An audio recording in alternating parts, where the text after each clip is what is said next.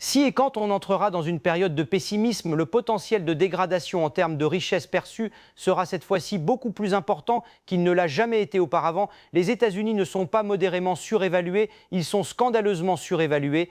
Je pense qu'ils s'en sortiront plutôt bien en vendant. Quoi que vous fassiez, débarrassez-vous de cette peur de passer à côté. Cette terrible envie de participer au profit qui survient à la fin de chaque grande bulle, c'est incroyablement séduisant, très difficile à résister.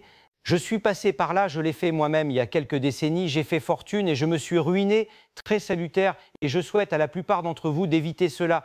Toutes les conditions sont réunies, tout ce qui caractérise généralement une super bulle, c'est produit. Elle pourrait commencer à s'effondrer à tout moment, peut-être même depuis un mois. Elle a besoin d'un long marché haussier et nous avons eu 11 ans, soit le plus long de l'histoire.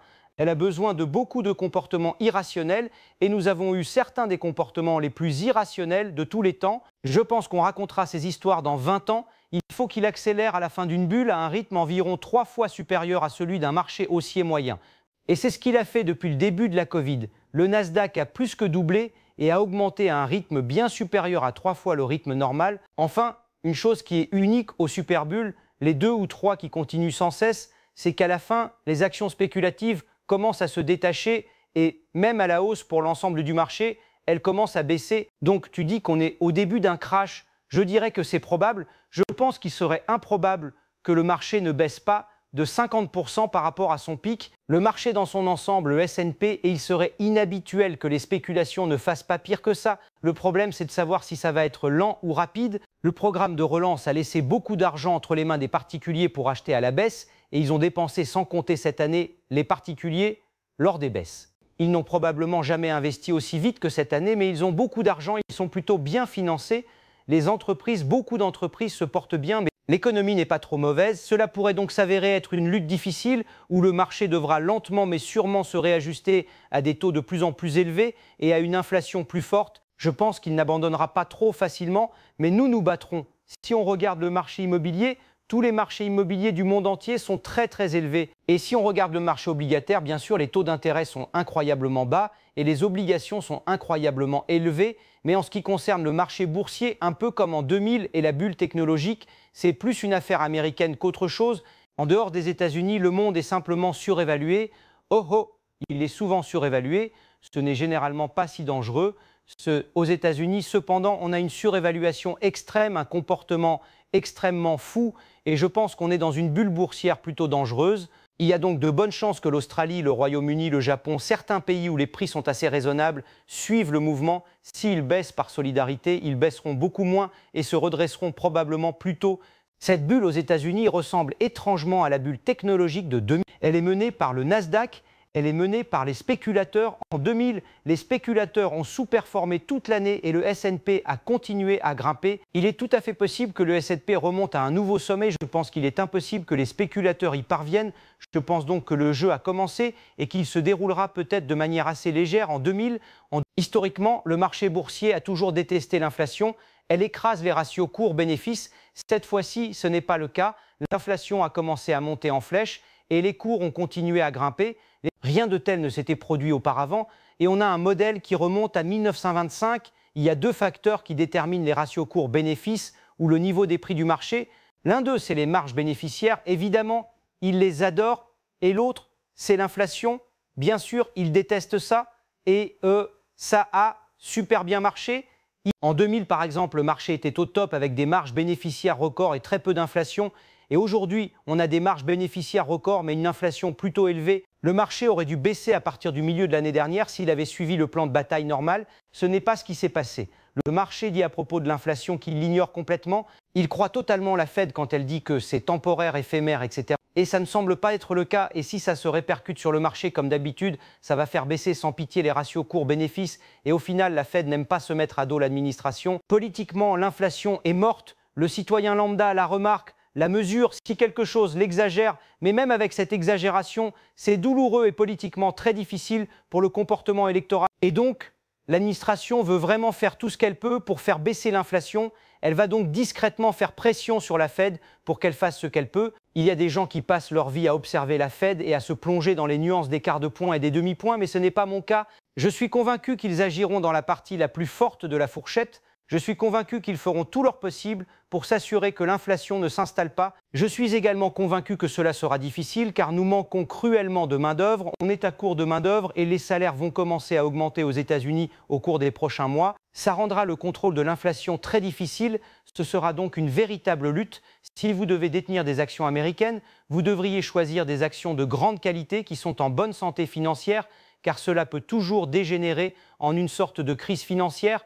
C'est souvent le cas, je dirais que, de manière générale, les actions non américaines et celles de pas mal de pays, comme je l'ai dit, ne sont pas si mal. Les marchés émergents ont quelques problèmes à régler. Si les États-Unis s'en vont et que les matières premières sont chères, c'est au mieux un bienfait mitigé pour eux, mais ils sont vraiment très bons marchés et au final, le prix bas l'emporte généralement sur tout le reste. Donc, les marchés émergents et certains des pays développés les moins chers seraient une bien meilleure idée qu'une détention massive d'actions américaines. Je pense que ça touche à sa fin. J'ai essayé d'écrire un article qui traite essentiellement de la fin de l'âge d'or ou de boucle d'or et les 3 ours affamés. Tout a été différent pendant les 20 premières années du XXIe siècle. Les bénéfices ont été en moyenne non pas légèrement supérieurs, mais 50 à 60% supérieurs. Les marges bénéficiaires ont été en moyenne 30 à 35% supérieures à celles des 50 à 60 années précédentes. Tout semblait fonctionner. Les entreprises ont acquis un pouvoir politique considérable. Les impôts sur le capital ont tous baissé. L'impôt sur les dividendes, l'impôt sur les taux d'intérêt, l'impôt sur les plus-values ont tous baissé. La plupart des organismes de réglementation ont été en quelque sorte capturés par les entreprises et elles ont connu un âge d'or. Nous n'avons jamais vu de profit aussi important. La concentration dans chaque secteur s'est accrue et les entreprises remarquables sont, à leur manière, des monopoles instantanés. Le caractère monopolistique de notre économie actuelle et dans une certaine mesure de l'économie mondiale s'est donc accru. C'est très bon pour les profits. Ce n'est pas aussi bon pour la croissance et les gouvernements commencent à s'agiter un peu. Je ne pense pas qu'elles soient des actifs, je pense qu'elles intègrent une technologie qui pourrait s'avérer, un peu comme Internet, utile ici, là-bas et partout ailleurs. Et quand elles sont utiles et qu'elles rapportent de l'argent de manière traditionnelle, alors on les valorise comme n'importe quelle autre entreprise lucrative. Mais tant qu'elles restent là et que leur prix augmente parce que les gens sont persuadés qu'elles vont prendre de la valeur, cela ressemble beaucoup à l'histoire de l'empereur et de ses vêtements. Je pense que le Bitcoin en particulier ne sert à rien et est remplacé par toute une génération de crypto-monnaies plus intelligentes et plus efficaces, dont beaucoup ne rapportent pas d'argent de manière traditionnelle, contrairement à quelques-unes. Je suis donc sûr que l'idée intégrée dans la crypto-monnaie restera peut-être pour toujours, mais je suis tout aussi certain que la majeure partie de sa valeur actuelle en tant que réserve de valeur est un canular. Ce n'est pas une réserve de valeur, tout le monde s'accorde à dire que sa volatilité est énorme, elle monte et descend avec les actions à haut risque. Quel est l'intérêt d'une réserve de valeur qui se négocie comme un hyperspectre? Je veux dire, ce n'est pas le principe. En comparaison, l'or, qui existe depuis des milliers d'années, a été d'une stabilité ennuyeuse au cours des 2 dernières années. Je suis bien placé pour le savoir puisque j'en gagne. Pour moi, la valeur a toujours été ce que l'on paye pour ce que l'on obtient. Je ne crois donc pas beaucoup au rapport cours-valeur comptable, d'autant plus que la valeur comptable en tant qu'écriture comptable a été incroyablement faussée au cours des 20 dernières années. C'était un assez bon indicateur dans les années 89-90, mais plus récemment. J'ai toujours pensé que la meilleure définition de la valeur était un modèle d'actualisation des dividendes qui projette les bénéfices dans l'avenir et les actualise en fonction de la qualité, les entreprises de haute qualité ayant un taux d'actualisation inférieur à celui des entreprises de mauvaise qualité. Il y a 40 ans, on a étudié le taux de régression par type d'entreprise. On a essayé de déterminer pour chaque entreprise le taux de régression qu'elle était susceptible d'avoir si elle se comportait normalement compte tenu de ses caractéristiques particulières. C'est comme ça qu'on a gardé Microsoft dans notre portefeuille de valeurs tout au long des années 80. On ne l'a retiré qu'en juin 1900. On a commencé à le diviser en tranches. On avait 12 tranches mensuelles et en juin 2000, bien avant que la crise ne frappe Microsoft, on s'en était débarrassé. Et si vous utilisez ces modèles, vous constatez par exemple que les marchés émergents sont vraiment bons marchés. Ils sont relativement aussi bons marchés qu'ils l'ont toujours été, à l'exception d'une ou deux autres occasions, mais ils sont même un peu moins chers en termes relatifs. Et vous constatez qu'ils ne sont absolument pas mauvais. Et c'est le groupe dont le prix absolu semble attrayant. Et je peux le prévoir car j'en entends souvent parler. Bien sûr, les marchés émergents soulèvent toujours beaucoup de questions sur les risques, beaucoup de questions sur la qualité, beaucoup de questions sur les devises, etc. Et tout cela est vrai, ils ont toujours présenté ces caractéristiques, mais ils sont très diversifiés. Il y a 28 pays dans l'indice, la Chine représente 40% de cet indice. Et bon sang, la Chine est la plus grande économie mondiale en dollars corrigés de l'inflation, considérablement plus grande que les États-Unis, et sa croissance est beaucoup plus rapide. Rien que cette année, elle a creusé un écart supplémentaire de 10% en termes de PIB et elle continue sur sa lancée. Comme tu le sais, le FMI et les autres pensent qu'ils vont devoir supporter environ un tiers de toute la croissance mondiale. Et puis il y a l'Inde qui, jusqu'à l'apparition récente du virus, connaissait une croissance encore plus rapide que la Chine et était sur le point de devenir une économie géante, avec un capital intellectuel intéressant, des services de conseil et une véritable intelligence. Et puis, il y a des éléments plus risqués et intéressants comme le Brésil, etc. C'est vraiment l'avenir dans un monde où les pays développés ont connu un taux de croissance qui, franchement, ralentit lentement mais sûrement depuis 40 ans. Quand je suis arrivé ici, la productivité par heure et par personne était d'environ 3% par an et maintenant elle est tombée à 1% et ce sera déjà bien si elle atteint 1% en Europe. La croissance n'est donc plus ce qu'elle était et puis l'augmentation de la population active a diminué. Quand je suis arrivé ici, elle était de 1,5% par an. Cette année, elle sera de 0,2%. Dans 10 ans, les États-Unis passeront en territoire négatif. Le Japon affiche un taux de croissance négatif de sa population active depuis 15 à 20 ans. Et l'Europe est en train de passer en territoire négatif. À l'heure où nous parlons, on va devoir s'habituer à une croissance du PIB bien inférieure à ce qu'on pensait et la croissance va devenir un atout précieux. Les pays émergents auront des revenus bien plus élevés que les pays développés. On est en train de vivre une baisse sans précédent du nombre de naissances dans les marchés développés du monde entier. La Corée du Sud est bien pire que la Chine avec un taux de fécondité de 1,0 alors que le taux de remplacement est de 2. C'est difficile à comprendre. Ils perdent la moitié de leur cohorte de bébés à chaque génération, c'est-à-dire tous les 30 à 35 ans. L'Italie est à 1,4, le Japon est à 1,4, la Chine est à 1,5, 1,5 ans, ce qui est terrible. Les États-Unis sont à 1,7 ans dit. L'Italie est dans le même cas et la Hongrie et le taux de croissance démographique de l'Europe va être très similaire à celui de la Chine. Il sera peut-être un peu plus élevé, mais pas suffisamment pour être pris en compte. Les États-Unis ne verront pas leur population active augmenter. Il est très peu probable que nous accueillions suffisamment d'immigrants pour compenser la baisse de la cohorte des bébés. Avec un taux de 1,7, vous êtes 15% en dessous du seuil de renouvellement. Nous n'avons pas accueilli autant d'immigrants depuis des années et nous ne savons pas comment les chiffres de l'immigration vont évoluer à l'avenir, mais je pense qu'il est très peu probable qu'ils augmentent suffisamment pour atteindre le seuil de renouvellement. Mais les États-Unis connaîtront un ralentissement du déclin de leur population active au cours des 50 prochaines années par rapport à l'Europe et à la Chine, et bien sûr beaucoup plus lent que le reste du monde développé. Cela devient l'un des aspects les plus attrayants des 60% restants. La Chine connaîtra donc une baisse de sa population active, tandis que les 60% restants connaîtront une augmentation. En moyenne, ça les place même sur cette question bien devant le monde développé. Évitez les ennuis, assurez-vous de ne pas acheter des marchés chers, des actions chères. Mettez l'accent sur la valeur, le bon rapport qualité-prix, cherchez les pays les moins chers, cherchez les actions les moins chères dans ces pays. Gardez des réserves de liquidité, il y aura peut-être de très bonnes opportunités d'achat.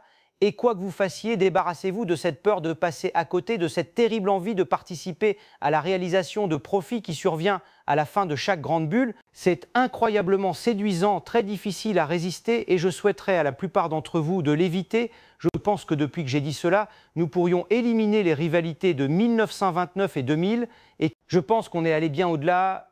Il y a des exemples de folie à grande échelle et d'investissement même pour lesquels il n'y a tout simplement aucun parallèle, même en 1929 ou en 2000. En 2000, il y avait les COM qui étaient en quelque sorte glorieux, mais ils représentaient des dizaines de millions ou quelques centaines de millions. Aujourd'hui, on a des choses folles qui représentent des milliards et dans certains cas, des dizaines de milliards. Et on était la spéculation la plus impressionnante. Je pense qu'il n'y a rien de comparable à cette échelle, même en tenant compte de la valeur actuelle du dollar en 1929. Le marché est un mécanisme d'autocorrection, mais il est un peu bancal dans le temps qu'il prend. Parfois, il se corrige assez rapidement et parfois, il se corrige incroyablement lentement et c'est là le problème. Mais si on revient à 2000, qui était le précédent leader en matière de spéculation, disons que ce qui s'est passé, c'est que le marché a atteint son sommet en mars 2000 et qu'entre mars et septembre, les COM ont pratiquement fait faillite et les actions Internet ont chuté de 80%. Mais toute la bulle Internet, toute la bulle TMT a éclaté et le secteur qui représentait 30% du marché a baissé de 50%. Le S&P est resté inchangé et on aurait pu dire pendant cette période de 5 ou 6 mois, « Oh, n'est-ce pas sain, ils vendent les sitcoms les plus fragiles et achètent Coca-Cola. » Qu'y a-t-il de mal à ça? C'est exactement ce qui s'est passé. J'aime les considérer comme des termites du pessimisme.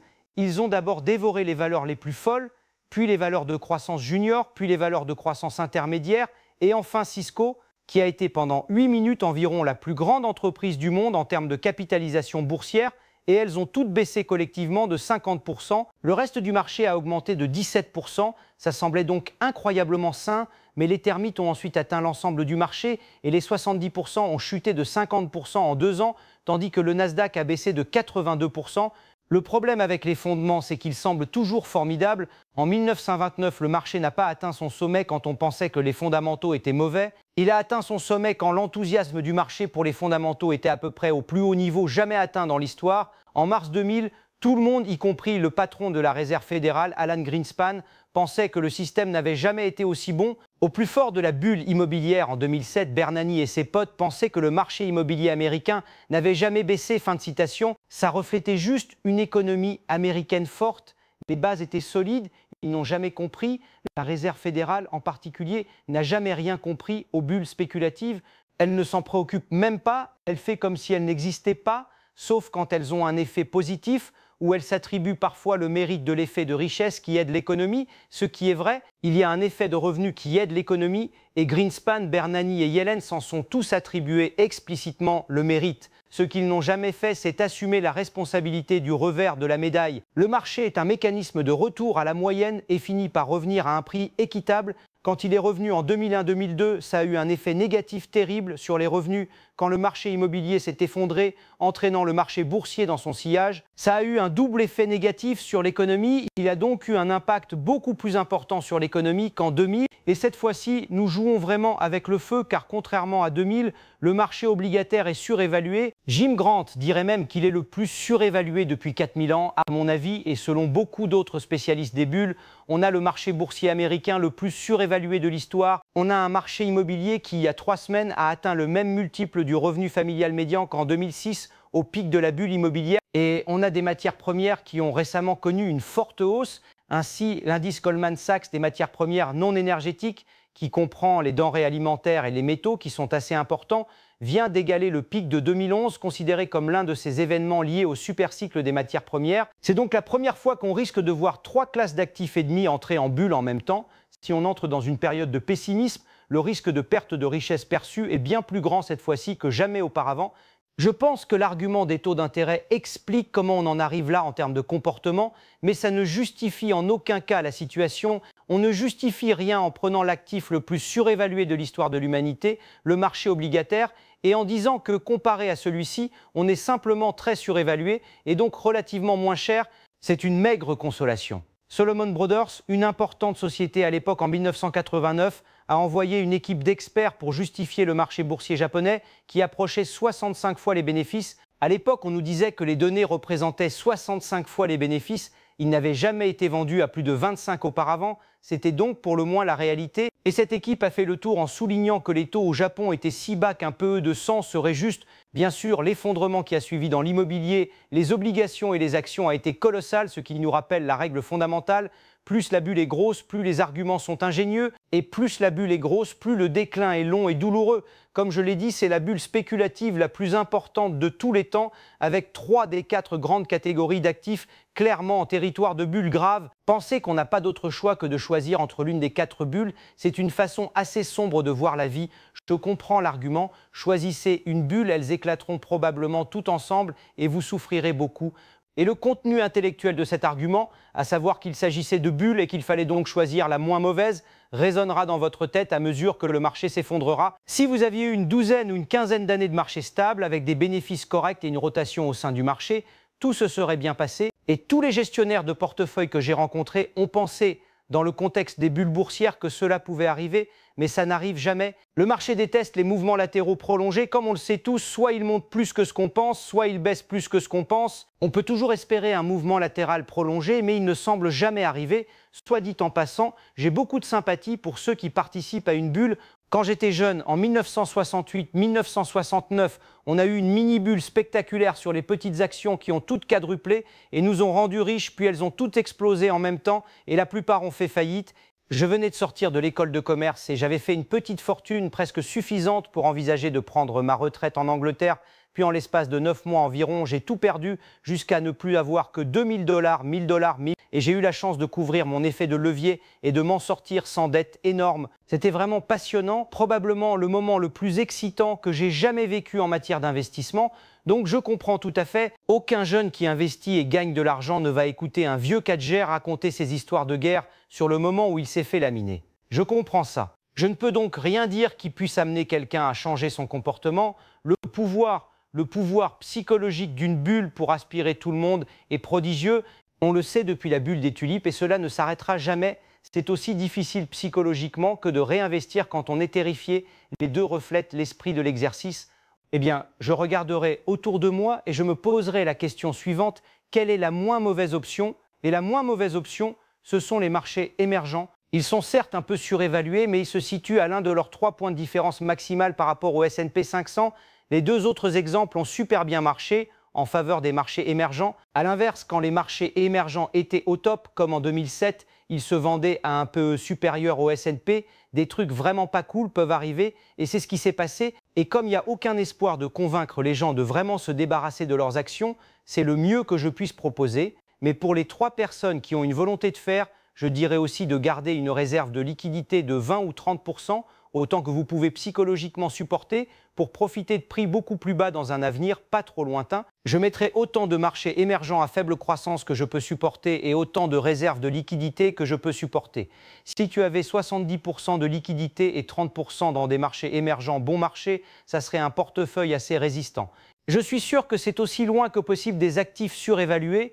Pour les 10 ou 20 prochaines années, je pense que le S&P va bien sûr sous-performer, tout comme il a connu une période difficile entre 2000 et 2010 où il a enregistré un rendement négatif. Je n'ai que 2 leçons à tirer. L'une d'elles est que l'Homo sapiens a une forte tendance à vouloir entendre de bonnes nouvelles, une préférence désespérée pour les bonnes nouvelles plutôt que les mauvaises. Pourquoi pas? Je comprends ça. Et l'autre, c'est qu'il ne s'intéresse pas du tout à l'avenir, il extrapole les conditions actuelles à l'infini. Donc, si vous êtes en 1929, que les données semblent bonnes et que vous affichez une croissance annuelle du PIB de 7%, pourquoi diable vous inquiétez? On n'anticipe jamais rien, il suffit de prendre du recul et d'examiner les données. Est-ce que ça a l'air bon? Est-ce que l'avenir s'annonce bon? Et ne te laisse pas berner par les professionnels, par l'industrie qui gagne beaucoup d'argent grâce à l'excès de confiance. Cherche des signes de comportement fous, exubérants du genre vers la Lune que nous avons vu de manière spectaculaire ces dernières années, comme jamais auparavant dans l'histoire, ce qui est un obstacle de taille. Utilise simplement ton propre cerveau et, si tu ne veux pas suivre mon conseil, achète des actions internationales et garde beaucoup de... La dépendance financière est un concept qui affecte des millions de personnes à travers le monde. Elle se manifeste lorsque nos finances sont essentiellement sous le contrôle d'autres personnes comme des employeurs, des créanciers ou même des investisseurs. Comprendre cette dépendance est crucial pour quiconque souhaite prendre le contrôle de sa vie financière. Dans une société où les conditionnements économiques influencent nos décisions, il est facile de se laisser piéger par cette réalité. On se retrouve rapidement dans un cycle où nos choix de vie sont dictés par des contraintes financières, nous incitant à faire des compromis sur nos valeurs et nos aspirations personnelles. Il se pourrait qu'une grande majorité de nous soit incapable de prendre des décisions indépendantes simplement parce que nous n'avons pas les ressources pour le faire ou avons peur des conséquences économiques. Les problèmes de dépendance financière peuvent également s'accompagner d'une forte pression psychologique et émotionnelle rendant la vie quotidienne plus difficile. Les dettes, par exemple, sont souvent perçues comme un fardeau insupportable qui limite notre capacité à avancer dans la vie. Les individus qui en souffrent peuvent se sentir acculés, ce qui peut impacter leur santé mentale et leur bien-être général. Pour se libérer de cette dépendance, il est impératif de développer une éducation financière solide. Cette compétence nous permet de mieux comprendre où va notre argent, comment le gérer efficacement et quelles sont les meilleures stratégies pour en construire une richesse durable. En investissant dans notre propre éducation financière, nous pouvons découvrir des outils et des méthodes pour sortir des schémas de dépendance en nous rendant autonomes sur le plan financier. Par ailleurs, il est également essentiel d'apprendre à définir nos priorités et à nous fixer des objectifs réalistes. Cela nécessite une introspection pour déterminer ce qui est vraiment important dans nos vies. Une fois que ces priorités sont clarifiées, nous avons la possibilité de créer un budget qui reflète nos besoins et nos désirs réels, au lieu de vivre en fonction des attentes des autres. De plus, la construction d'une réserve d'urgence peut également jouer un rôle crucial dans la réduction de la dépendance financière. Avoir une certaine somme d'argent mise de côté nous donne la liberté de faire face à des imprévus sans avoir à recourir à des crédits coûteux. Cette stratégie peut devenir un véritable coussin de sécurité qui augmente notre confiance en nous-mêmes et en nos capacités à gérer les défis financiers. En parallèle, il ne faut pas sous-estimer le pouvoir de la communauté. S'entourer de personnes partageant les mêmes aspirations peut fournir un soutien chaleureux et une motivation précieuse, que ce soit par le biais de groupes de soutien, de forums en ligne ou de rencontres locales. Partager des expériences et des stratégies avec d'autres personnes peut enrichir notre parcours vers l'indépendance financière. Ainsi, comprendre la dépendance financière est un premier pas vers la construction d'une vie plus autonome et épanouissante. En prenant conscience des systèmes qui nous maintiennent emprisonnés et en s'armant des connaissances nécessaires pour naviguer dans ces eaux troubles, nous pouvons progressivement réduire notre dépendance des manias et commencer à écrire notre propre histoire financière. Analyser ses habitudes de consommation est une étape cruciale vers une indépendance financière. Cela implique d'examiner en profondeur la manière dont nous dépensons notre argent afin d'identifier les leviers à actionner pour réduire les dépenses superflues. Dans notre vie quotidienne, il est fréquent de céder à des impulsions d'achat, souvent alimentées par des campagnes publicitaires bien pensées. Ces achats impulsifs peuvent devenir un frein à notre réussite financière, entraînant un cycle de dépendance aux désirs momentanés plutôt qu'à nos besoins réels. Premièrement, il est essentiel de suivre ces dépenses pendant quelques semaines. En tenant un registre de toutes nos transactions, nous gagnons une meilleure compréhension de nos comportements d'achat. Cela nous permet de distinguer entre ce qui est réellement nécessaire et ce qui l'est moins, comme des repas au restaurant ou des vêtements qui ne seront jamais portés. Une fois ces informations rassemblées, nous pouvons les analyser pour détecter des tendances. Par exemple, si nous constatons que la plupart de nos achats sont orientés vers des loisirs ou des divertissements, il peut être judicieux de réévaluer ses priorités et de réfléchir à des alternatives moins coûteuses. Ensuite, il est important de prendre conscience de l'impact émotionnel de nos achats. Nombreux sont ceux qui utilisent le shopping comme une forme de réconfort ou d'évasion face à des émotions négatives. Ce comportement peut entraîner des dépenses excessives et des remords plus tard. En apprenant à reconnaître ce lien entre émotions et dépenses, nous avons la possibilité de développer des stratégies alternatives pour gérer notre stress. Par exemple, plutôt que de dépenser en achetant quelque chose, nous pourrions envisager des activités comme le sport ou la méditation pour nous aider à nous sentir mieux sans impacter notre budget. Une autre pratique efficace est de définir un budget mensuel. Cela implique de se fixer des limites précises sur les différentes catégories de dépenses et de rester rigoureux dans leur respect. Cela peut être facilité par l'utilisation d'applications de gestion financière qui permettent de suivre en temps réel les dépenses et de recevoir des alertes lorsqu'on approche de nos limites. En mettant en place un tel système, nous prenons le contrôle de nos finances et nous transformons notre relation à l'argent. Cela favorise également un sentiment de satisfaction lorsque nous respectons notre budget, renforçant ainsi notre engagement envers une consommation plus consciente. De plus, il peut être utile d'adopter la règle des 24 heures avant un achat important. Cela signifie que, avant d'effectuer un achat de quelque chose de non essentiel, nous devons attendre 24 heures. Ce délai nous permet d'évaluer si nous avons vraiment besoin de cet article ou si c'est une simple envie passagère. Cette pratique peut être particulièrement efficace pour éviter les regrets d'achats impulsifs et pour encourager une réflexion approfondie sur nos choix de consommation. Enfin, il est vital de nourrir une mentalité d'abondance plutôt que de pénurie. Cela signifie reconnaître et apprécier ce que nous avons déjà. En cultivant la gratitude pour nos possessions, nous réduisons notre désir constant de toujours avoir plus. Par conséquent, il devient plus facile de résister à la pression sociale et aux influences extérieures qui encouragent une consommation exagérée. Adopter ces réflexions et ces pratiques dans notre quotidien peut véritablement nous aider à nous libérer de la dépendance aux caprices des manias et à construire une vie plus saine financièrement. La gestion de ses finances personnelles est une compétence essentielle dans le monde moderne. Le budget personnel représente un outil incontournable pour quiconque souhaite prendre le contrôle de sa situation financière et réduire sa dépendance à l'égard des fluctuations économiques imposées par des acteurs extérieurs. En effet, un budget bien planifié permet de comprendre où va chaque euro, d'identifier les dépenses superflues et de définir des priorités claires. Cela aide également à éviter les pièges du crédit à la consommation, souvent séduisants mais aux conséquences désastreuses pour ceux qui ne savent pas gérer leur argent. Il est crucial de prendre le temps d'établir un budget personnel réaliste. La première étape consiste à évaluer ses revenus, que ce soit un salaire, des revenus passifs ou tout autre type de rentrée d'argent. Une fois les revenus identifiés, il est nécessaire de dresser un tableau des dépenses mensuelles qui inclut non seulement les frais fixes comme le loyer, les factures et les impôts, mais également les dépenses variables telles que les loisirs, les sorties ou les cadeaux. Beaucoup de personnes sous-estiment ces dernières, mais elles peuvent rapidement accumuler et déséquilibrer un budget. En intégrant tous ces éléments, on obtient une vision d'ensemble de sa santé financière. Un budget efficace ne se limite pas à la simple répartition des dépenses. Il est aussi une planification pour l'avenir. Après avoir pris connaissance de ses dépenses et revenus, il est sage de définir des objectifs financiers à court, moyen et long terme. Ces objectifs peuvent varier et épargner pour des vacances, constituer un fonds d'urgence ou même prévoir un achat immobilier. Les économistes recommandent souvent de placer de côté au moins 10% de ses revenus pour l'épargne. Cela peut sembler ambitieux au début, mais même des petites contributions régulières peuvent s'accumuler avec le temps grâce à la magie des intérêts composés. Dans le cadre de cette gestion budgétaire, il est également important de réévaluer régulièrement son budget et de l'ajuster en fonction des changements de mode de vie ou de revenus. Crise économique, augmentation de salaire ou bien naissance dans la famille peuvent impacter notre situation financière. Donc, en ayant un budget flexible, on peut mieux absorber ces chocs et éviter de se retrouver en situation de précarité. De plus, une bonne gestion budgétaire stimule la confiance en soi. Savoir où l'on en est financièrement procure une tranquillité d'esprit appréciable qui peut se traduire par moins de stress au quotidien. Enfin, la gestion d'un budget personnel est aussi une question de discipline. La mise en place initiale peut sembler contraignante, mais avec le temps, elle devient une habitude bénéfique.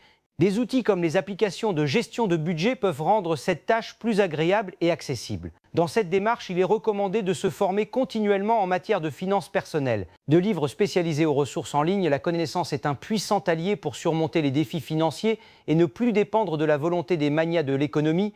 En somme, le budget personnel est bien plus qu'une simple feuille de calcul, c'est un véritable plan de vie financière. Dans notre société moderne, la publicité est omniprésente. Elle s'infiltre dans nos vies au travers des réseaux sociaux, de la télévision, des panneaux d'affichage et même de nos smartphones. Cet environnement saturé de stimuli peut facilement influencer nos choix et à long terme engendrer des comportements de consommation impulsifs.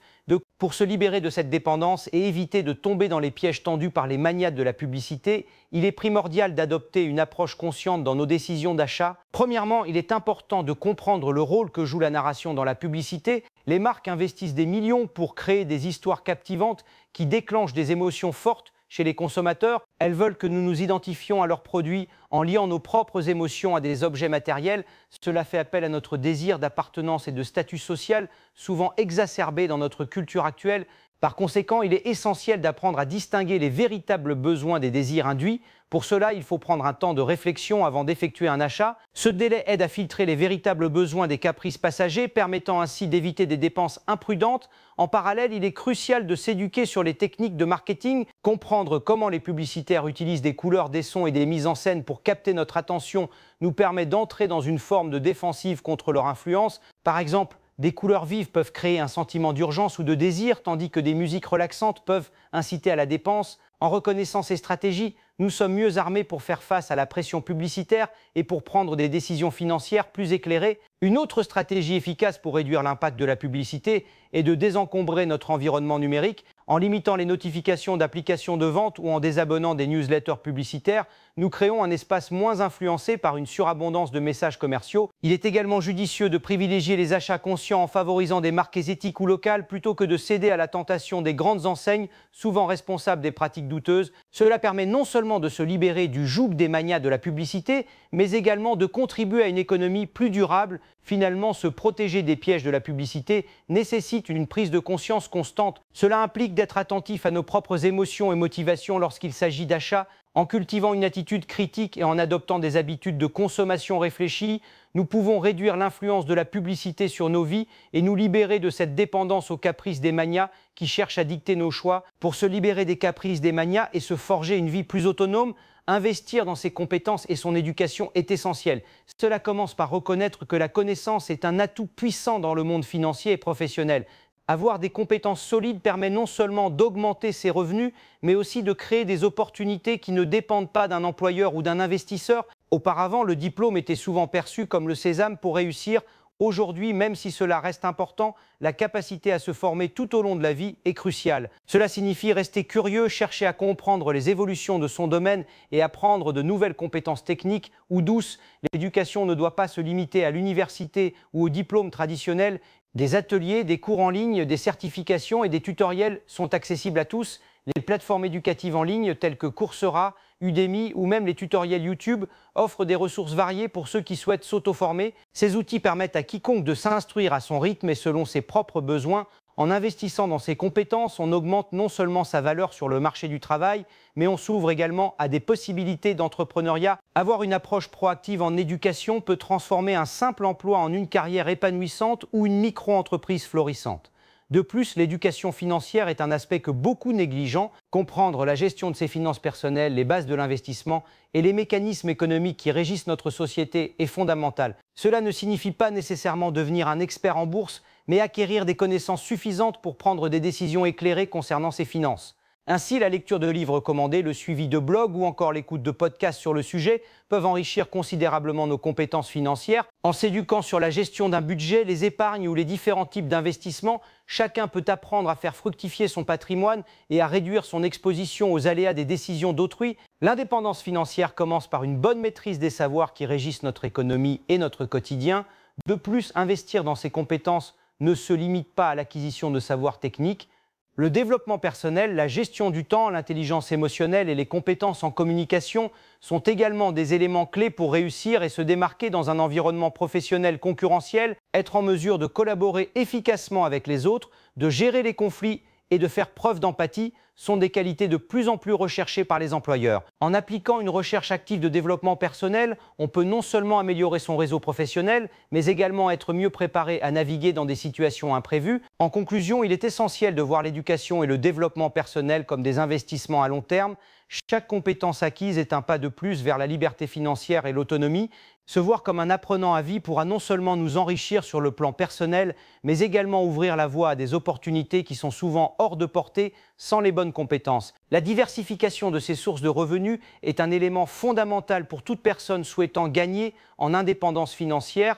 En ne s'appuyant pas sur un unique flux de revenus, on réduit les risques liés à des situations imprévues comme la perte d'un emploi ou une crise économique. Diversifier ses revenus ne signifie pas simplement obtenir plusieurs emplois, mais plutôt explorer différentes avenues pour générer des gains. Cela peut inclure un mélange de travail salarié, d'activités autonomes, d'investissements et même de revenus passifs. Tout d'abord, le revenu d'un emploi rémunéré reste la source de revenus la plus courante.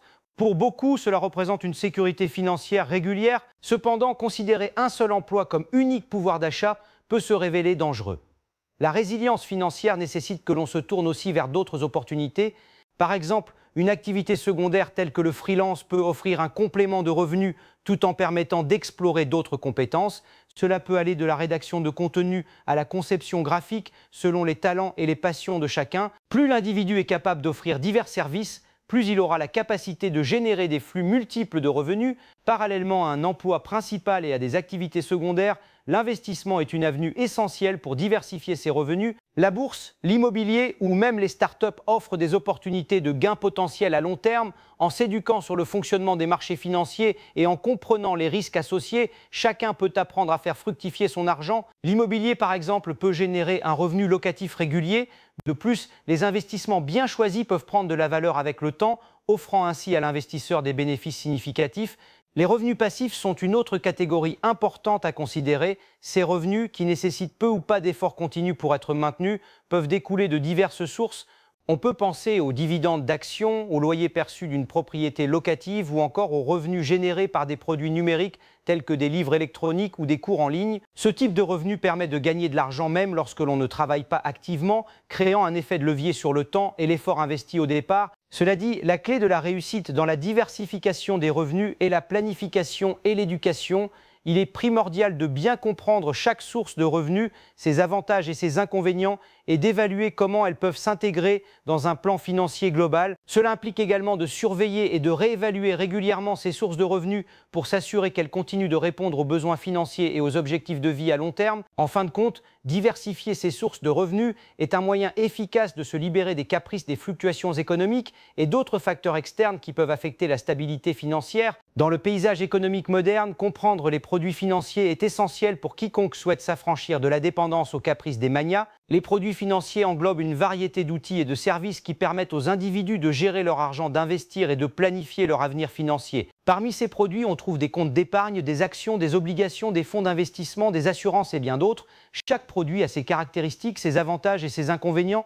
Par exemple, un compte d'épargne offre une sécurité et une liquidité, mais les rendements sont généralement faibles par rapport à des investissements plus risqués. Les actions, quant à elles, permettent de participer à la croissance des entreprises, mais présentent également un risque de perte de valeur. Il est crucial de comprendre l'interaction entre le risque et le rendement. L'un des premiers pas vers l'indépendance financière est d'évaluer sa tolérance au risque, c'est-à-dire la capacité à accepter des fluctuations dans la valeur de ses investissements. Ce concept est fondamental car il influe sur le choix des produits financiers adaptés à chaque individu. De plus, il est essentiel d'être conscient des frais liés aux produits financiers qui peuvent affecter les rendements à long terme. Les frais de gestion pour les fonds d'investissement, par exemple, peuvent sembler modestes, mais ils s'accumulent avec le temps et réduisent significativement le montant final que vous pourriez obtenir. La diversification est également un principe clé dans la gestion des investissements. En répartissant ses investissements sur différents actifs ou classes d'actifs, une personne peut réduire le risque global de son portefeuille. Cela est particulièrement important dans des périodes d'incertitude économique ou de volatilité des marchés. En investissant dans divers secteurs, zones géographiques ou types de produits, le risque est atténué. L'éducation financière est un autre aspect vital. Comprendre comment fonctionnent les produits financiers permet de prendre des décisions éclairées. Cela va au-delà de la simple connaissance des produits. Cela inclut aussi la compréhension des tendances économiques, des conditions de marché et de l'impact des politiques fiscales sur les investissements. Un bon investisseur se tient informé et évolue avec le marché. Les technologies modernes ont aussi révolutionné l'accès aux produits financiers. Aujourd'hui, grâce aux plateformes en ligne et aux applications de trading, il est possible d'investir facilement et rapidement, même avec de petits montants. Cela a permis à un plus grand nombre de personnes de participer au marché financier. Toutefois, cette accessibilité ne doit pas mener à la précipitation. Prendre le temps d'analyser et de rechercher avant d'investir est nécessaire pour éviter des erreurs coûteuses. Les produits financiers ne doivent pas être vus comme une solution rapide pour la richesse, mais plutôt comme des outils dans une stratégie financière à long terme. Cela nécessite de la patience, de la discipline et une compréhension approfondie de ses objectifs personnels. Enfin, il est essentiel de se rappeler que les décisions financières doivent être alignées avec ses valeurs et ses objectifs de vie. La finance ne concerne pas uniquement l'accumulation de richesses, mais aussi la création d'un impact positif sur soi-même et les autres. En intégrant ces principes dans sa démarche financière, il est possible de réduire la dépendance aux fluctuations des gros investisseurs et de se positionner de manière proactive sur le chemin de l'indépendance financière. Un fonds d'urgence est une assise financière essentielle qui constitue une sécurité dans notre gestion des coûts quotidiens. Ce fonds est destiné à couvrir les dépenses imprévues qui peuvent survenir à tout moment, telles que des frais médicaux, des réparations urgentes de voitures ou même une perte d'emploi. L'objectif principal est de vous éviter de tomber dans le piège de l'endettement lorsque des imprévus surviennent. Pour commencer à constituer ce fonds, il est recommandé de viser un montant équivalent à 3 à 6 mois de dépenses essentielles. Cela vous donnera une marge de manœuvre confortable pendant les situations difficiles. Cela peut sembler un objectif intimidant, mais avec une approche systématique et patiente, il est tout à fait réalisable. La première étape pour constituer ce fonds consiste à évaluer vos dépenses mensuelles, dresser une liste des coûts fixes tels que le loyer, les factures de services publics, les paiements de prêts et les dépenses alimentaires. Ces informations vous donneront une base solide pour déterminer combien vous devez économiser. Une fois que vous avez une idée claire de vos dépenses de base, vous pouvez commencer à réduire certaines dépenses non essentielles. Un regard critique sur vos habitudes de consommation peut vous révéler des opportunités pour économiser. Par exemple, il peut être avantageux de limiter les repas au restaurant ou de revoir vos abonnements à des services de streaming que vous n'utilisez pas réellement. Chaque euro économisé peut être redirigé vers votre fonds d'urgence. Dans cette phase d'épargne, il est crucial de mettre en place une routine d'épargne mensuelle. Automatiser ce processus peut rendre les choses plus faciles. Par exemple, configurer un virement automatique vers un compte d'épargne dédié à votre fonds d'urgence dès que vous recevez votre salaire. Ainsi, vous traiterez cette épargne comme une dépense inévitable et non comme une option. Pensez également à la bonne gestion de vos comptes en évitant de puiser dans votre fonds d'urgence pour des dépenses considérées comme des achats impulsifs. Il est important de définir clairement ce qui compte comme une dépense d'urgence. Un autre aspect à considérer est le choix du type de compte où vous allez placer votre fonds d'urgence. Idéalement, optez pour un compte d'épargne offrant un accès facile à vos fonds tout en vous permettant de gagner un petit intérêt. Les comptes d'épargne en ligne peuvent souvent offrir de meilleurs taux d'intérêt que les banques traditionnelles. Une fois que vous avez constitué votre fonds d'urgence, il est essentiel de le maintenir et de le revoir régulièrement. Pensez à le renflouer après l'avoir utilisé. De plus, vous devez être conscient que vos besoins peuvent évoluer au fil du temps si votre situation financière change ou si vous avez des enfants par exemple, il se peut que vous deviez ajuster votre objectif de fonds d'urgence. En définitive, un fonds d'urgence bien établi peut non seulement vous offrir une tranquillité d'esprit, mais également vous donner la liberté financière de naviguer dans la vie sans craindre que des imprévus n'effondrent vos finances. Cela est particulièrement important dans un monde où nous sommes souvent dépendants de facteurs extérieurs comme les fluctuations du marché ou les fortunes des grandes entreprises. En vous libérant de cette dépendance aux caprices des manias, vous renforcez votre autonomie financière. Atteindre l'indépendance financière est un objectif que beaucoup aspirent à réaliser. Cela nécessite un changement de mentalité, une planification minutieuse et une gestion proactive de ses finances. Un des premiers pas vers cette indépendance est d'apprendre à vivre en dessous de ses moyens. Cela signifie identifier ses dépenses essentielles et réduire celles qui ne le sont pas.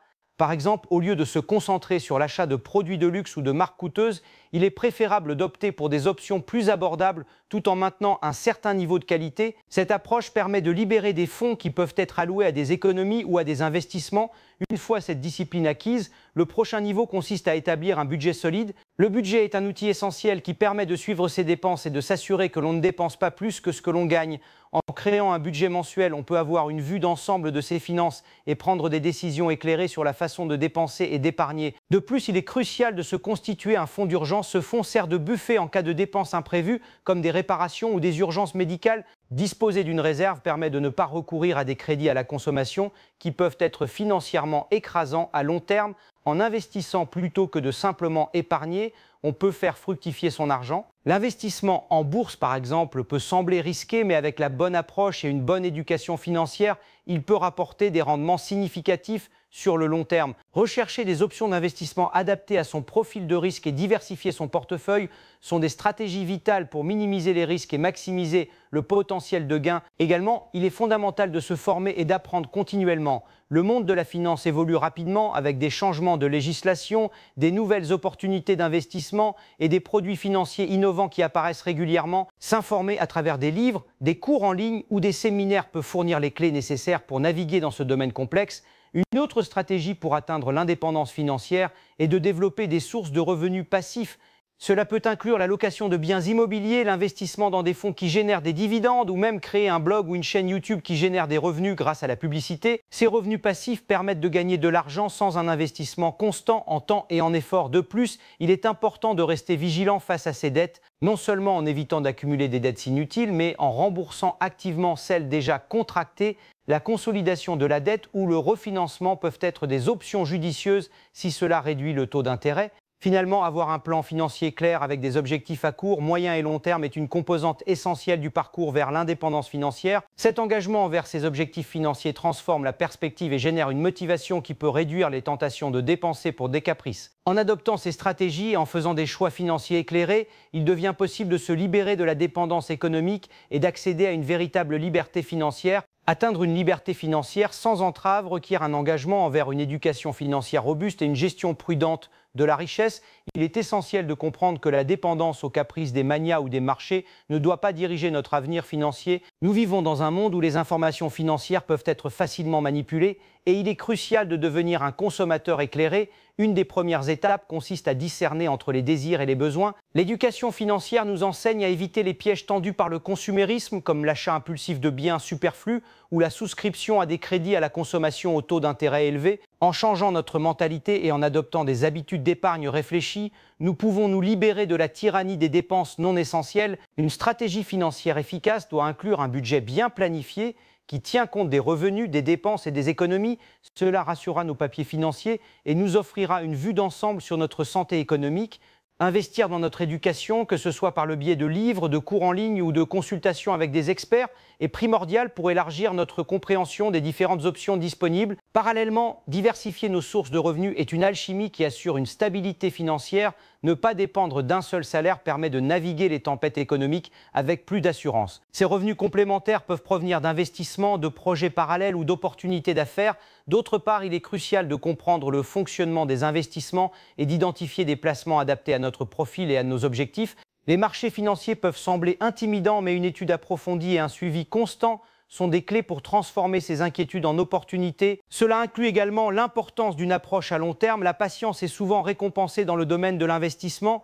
Une stratégie à long terme peut protéger contre les fluctuations du marché, tandis que la vente précipitée en temps de crise peut entraîner des pertes considérables. En plus des investissements, il ne faut pas négliger l'importance de la protection de notre patrimoine à travers des assurances adéquates et des plans de succession. Protéger nos actifs contre les imprévus et planifier la transmission de notre héritage sont des composantes essentielles d'une gestion financière saine. Enfin, il est fondamental d'entourer de personnes partageant notre vision de la liberté financière.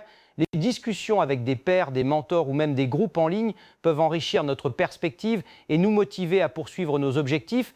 La liberté financière n'est pas simplement une question de chiffres, mais également d'état d'esprit.